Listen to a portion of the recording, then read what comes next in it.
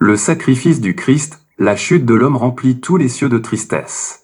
Le monde que Dieu avait créé était contaminé par la malédiction du péché, et habité par des êtres voués à l'infortune et à la mort. Il ne paraissait y avoir aucun moyen de salut pour ceux qui avaient transgressé la loi. Les anges cessèrent leur cantique de louange. Partout dans les parvis célestes on entendit déplorer la ruine que le péché avait causée. Le Fils de Dieu, glorieux chef des armées du ciel, fut touché de pitié envers la race déchue. En contemplant les malheurs du monde perdu, son cœur fut rempli d'une compassion infinie. Mais l'amour divin avait conçu un plan par lequel l'homme put être racheté. Jésus plaida devant son Père en faveur des pécheurs, offrant de donner sa vie comme rançon, de prendre sur lui-même la sentence de mort, afin que par les mérites de son sang, Adam et sa postérité puissent être réintégrés dans la faveur de leur Créateur et dans la possession d'Éden, leur demeure. Qui peut concevoir toute la grandeur du sacrifice fait par le Dieu du ciel, lorsqu'il consentit à se séparer de son Fils bien-aimé?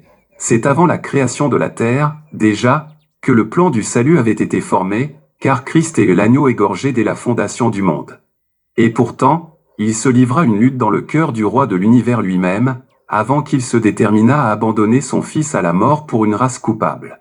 Mais Dieu a tellement aimé le monde, qu'il a donné son Fils unique, afin que quiconque croit en lui ne périsse point, mais qu'il ait la vie éternelle. Au mystère de la rédemption, au amour de Dieu pour un monde qui ne l'avait pas aimé. Qui peut connaître la profondeur de cet amour qui surpasse toute connaissance? À travers les âges sans fin, les élus appliqueront leur intelligence immortalisée à sonder l'incompréhensible amour de Dieu, devant lequel ils demeureront toujours confondus et prosternés. Dieu devait se manifester en Christ, réconciliant le monde avec soi. L'homme s'était dégradé à tel point, par le péché, qu'il lui était impossible par lui-même de se mettre d'accord avec celui dont la nature même est pureté et bonté.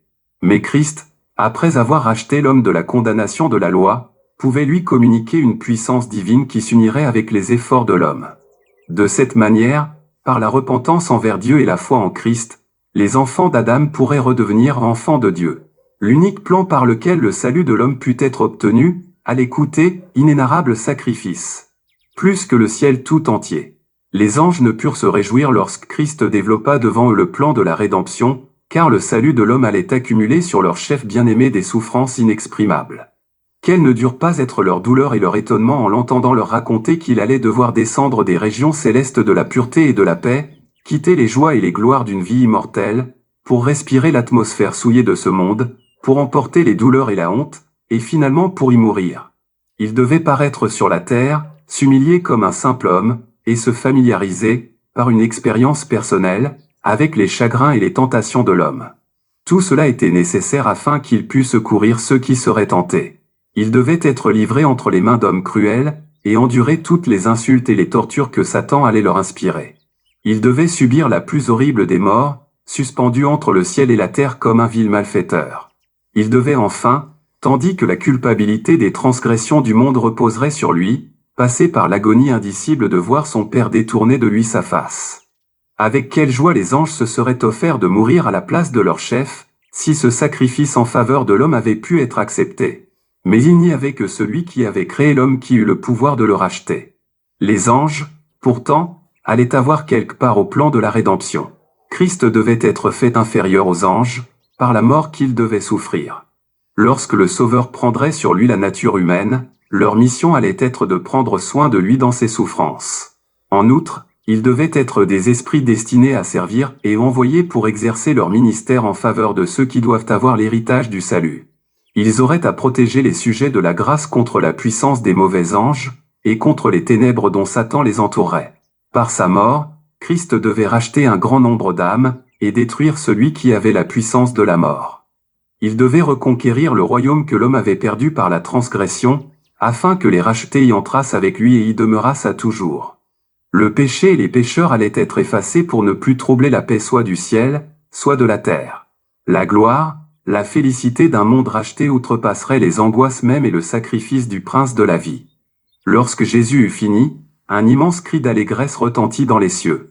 Les parvis célestes répercutèrent alors les premiers accords du cantique qui devait se faire entendre sur les collines de Bethléem, « Gloire soit à Dieu au plus haut des cieux. Paix sur la terre, bonne volonté envers les hommes. » Rempli d'une joie plus profonde que lorsque la création était sortie des mains de Dieu, les étoiles du matin poussèrent ensemble des cris de joie, et tous les enfants de Dieu chantèrent en triomphe. Nul autre que le Fils de Dieu ne pouvait combler l'abîme que le péché avait creusé entre Dieu et l'homme. Sa mort seule pouvait racheter l'homme et satisfaire à la justice de Dieu. En autorité, Christ venait immédiatement après le grand législateur. Sa vie était le seul sacrifice d'une valeur suffisante pour satisfaire aux exigences de la parfaite loi de Dieu. Un homme n'eût pu faire propitiation pour un autre homme. Sa condition coupable et déchue en eût fait une offrande imparfaite, un sacrifice de moindre valeur que ne l'était Adam avant sa chute. Dieu fit l'homme parfait et droit, et après sa transgression il ne pouvait y avoir pour lui de sacrifice acceptable devant Dieu, à moins que ce sacrifice ne fût d'une valeur supérieure à l'homme dans son état d'innocence et de perfection. Les anges étaient sans péché, mais ils étaient de moindre valeur que la loi de Dieu. En leur qualité d'être créés et soumis à l'épreuve, ils étaient justiciables de la loi, c'étaient des messagers qui faisaient la volonté de Christ et devaient s'incliner devant lui.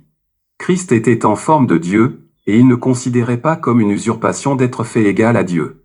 Il était l'image empreinte de son Père, non seulement quant à son apparence extérieure mais quant à la perfection de son caractère. Christ n'était assujetti à aucune exigence, il était au-dessus de la loi et par conséquent supérieur aux anges. Et il était d'une valeur d'autant supérieure que son caractère noble, sans tache, et sa position élevée comme chef des armées célestes était au-dessus du caractère et de la position de l'homme. Christ s'était associé au Père dans la création de l'homme, et lorsque les hommes tombèrent par la transgression, il eut le pouvoir de faire propitiation pour leurs péchés, de les relever et de les ramener dans leur état primitif. Christ avait le pouvoir de donner sa vie et de la reprendre, mais il n'était point du tout sous l'obligation d'entreprendre cette œuvre de propitiation. Le sacrifice qu'il faisait était volontaire. Un amour infini, une miséricorde étonnante l'ont poussé à faire ce sacrifice qui ouvrait la porte de l'espérance à une race perdue. Les sacrifices et la sacrificature du système judaïque étaient symboliques et institués pour représenter la mort et les œuvres médiatrices de Christ. Toutes ces cérémonies n'avaient de signification et de vertu qu'autant qu'elles se rapportaient à Christ, qui était lui-même le fondement et l'auteur de tout le système. Depuis Adam jusqu'au temps où la nation juive devint un peuple séparé et distinct, les adorateurs de Dieu avaient été instruits concernant le Rédempteur à venir que représentait leur sacrifice. Le Seigneur avait fait connaître à Adam, à Abel, à Seth, à Enoch, à Noé, à Abraham et à d'autres patriarches, spécialement à Moïse, que le système cérémoniel des sacrifices et de la sacrificature était insuffisant par lui-même pour assurer le salut d'une seule âme.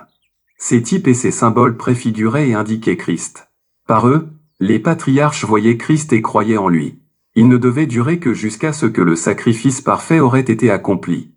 Le système des sacrifices et des offrandes fut ordonné du ciel pour rappeler constamment à l'homme l'effrayante séparation que le péché a faite entre Dieu et lui, et la nécessité d'un ministère de médiation. Le pécheur, chargé qu'il était de sa culpabilité et sans un mérite plus grand que le sien propre, ne pouvait paraître devant Dieu. Mais une voie lui fut ouverte par laquelle il put avoir accès auprès de Dieu par la médiation d'un autre. La sacrificature sur la terre était une ombre de la sacrificature de Christ qui devait se placer comme médiateur entre le Très-Haut et son peuple. Christ était parfait, sans tache, sans imperfection, sans péché. D'entre tous ceux qui ont habité sur la terre, lui seul a pu dire à tous les hommes, « Lequel d'entre vous me convaincra de péché ?» La communication qui existait entre Dieu et l'homme, et qui avait été rompue par la transgression d'Adam, pouvait être rétablie par Christ. Son office et son œuvre devaient infiniment dépasser en dignité et en gloire la sacrificature terrestre et typique. On n'aurait jamais pu connaître l'étendue des terribles conséquences du péché, si le remède auquel Dieu avait pourvu n'avait été d'une valeur infinie.